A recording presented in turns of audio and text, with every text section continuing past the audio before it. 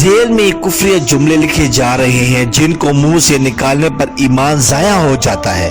کلمے کی تجدید کے ساتھ نکاح کی تجدید بھی ضروری ہوتی ہے، ورنہ زندگی بھر بدکاری کرتا رہے گا، جس کی وجہ سے وبال اور نحوست میں زندگی گزرے گی۔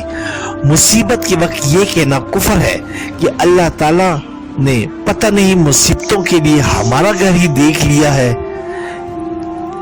یا موت کے وقت یہ کلمہ کہنا کفر ہے، پتہ نہیں اللہ تعالیٰ کو اس شخص کی بڑی ضرورت تھی جو اس کو اپنے پاس بلا لیا۔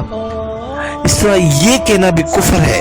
نیک لوگوں کو اللہ تعالیٰ جلدی اٹھا لیتا ہے کیونکہ ایسوں کی اللہ تعالیٰ کو بھی ضرورت پڑتی ہے۔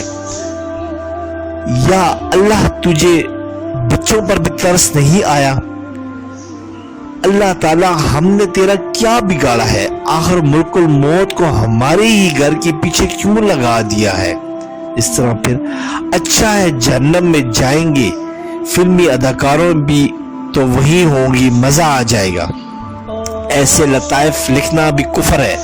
اگر تم لوگ جنت میں چلے بھی گئے تو سگریٹ جلانے کے لیے تو ہمارے پاس ہی جنت میں ہی آنا پڑے گا۔ اور آؤ ظہر کی نماز پڑھے۔ دوسرے نے مذاق میں جواب دیا، یار آج تو چھٹی کا دن ہے، نماز کی بھی چھٹی ہے۔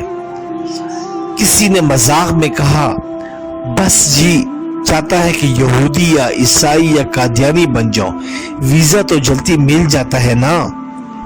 صبح صبح دعا مانگ لیا کرو، اس وقت اللہ تعالیٰ فارغ ہوتا ہے۔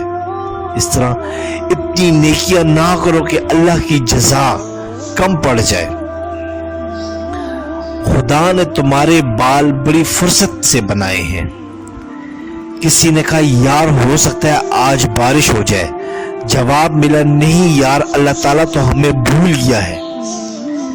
کسی نے حضرت محمد صلی اللہ علیہ وسلم یا کسی بھی نبی کا مذاق اڑایا تو یہ بات اسے کفر تک پہنچا دے گی۔ دوسرا، نماز کی دعوت دینے پر کسی نے کہا، ہم نے کون سے گناہ کیے ہیں جن کو بخشوانے کے لیے نماز پڑھے۔ تیسرا، رحمان کے گھر شیطان اور شیطان کے گھر رحمان پیدا ہوتا ہے۔ اس طرح اور مسلمان بن کر امتحان میں پڑ گیا ہوں وغیرہ وغیرہ کفر ہے۔ حضور صلی اللہ علیہ وسلم کا ارشاد معظم ہے، ان فتنوں سے پہلے نیک اعمال کے سلسلے میں جلدی کرو جو تاریک راتوں کے حصوں کی طرح ہوں گے۔ ایک آدمی کو صبح کو مومن ہوگا تو شام کو کافر ہوگا، شام کو مومن ہوگا تو صبح کافر ہوگا، نیز اپنے دین کو دنیاوی ساز و سامان کے بدلے میں فروخت کر دے گا۔ مسلم شریف حدیث میں ہے، اللہ تعالیٰ ہمارے ایمان کی حفاظت فرمائے اور ہمیں کلمہ طیبہ پڑھتے ہوئے ایمان کی حالت میں اس دنیا سے رخصت فرمائے، اور اس پر عمل کرنے کی ہمیں اللہ سب مسلمانوں کو توفیق عطا فرمائے۔ سبسکرائب کریں، لائک کریں اور بیل آئیکن پہ کلک کریں تاکہ آپ کو اس طرح ہی پیاری اچھی اسلامی ویڈیو ملتی رہے۔